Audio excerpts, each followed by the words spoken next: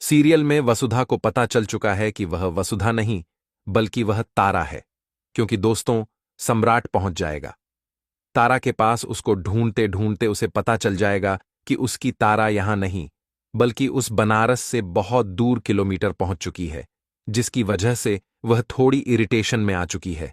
जैसे ही सम्राट उसको पकड़ लेगा और उससे पूछने वाला है कि तुम मेरे साथ ऐसा क्यों कर रही हो, तो वह यह कहने वाली है, मैं तुम्हारी तरह नहीं बल्कि वसुधा हूं, तुमसे बचने के लिए।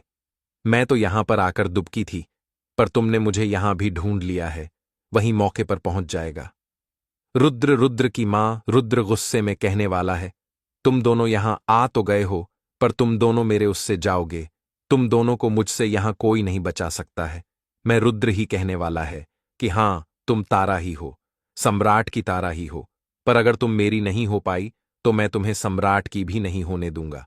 मैं तुम दोनों को यही मार दूंगा। फिर तुम मेरा क्या ही बिगाड़ लोगे।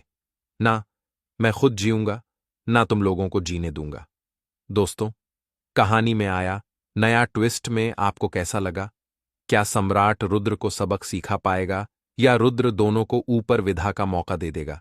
जहां गोली लगने की वजह से काजल की जान अब खतरे में होती है और डीएसपी हॉस्पिटल में आकर सम्राट को नीचा दिखाने की कोशिश करता है और उसे कहता है कि बिना सबूत के तुम मेरा कुछ भी नहीं बिगाड़ पाओगे और अब तुम्हें बनारस को छोड़कर जाने से कोई नहीं रोक सकता है, क्योंकि ना तुम अपनी बहन की जान बचा पाओगे और ना ही अपनी पत्नी तारा को ढूंढ पाओगे।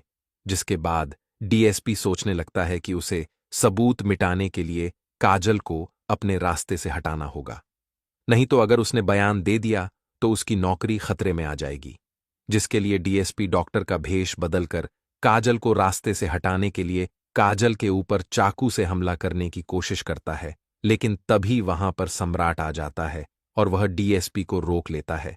सम्राट को सही सलामत देखकर डीएसपी के होश उड़ जाते हैं, क्योंकि उसने तो सम्राट को मारने के लिए गुंडे भेजे थे, तो आखिर यह बच कैसे गया?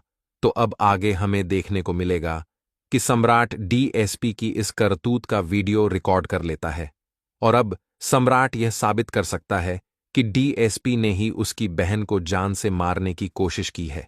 और अब आगे यह भी देखना काफी मजेदार होगा कि क्या अब सम्राट तारा को ढूंढ पाएगा या नहीं।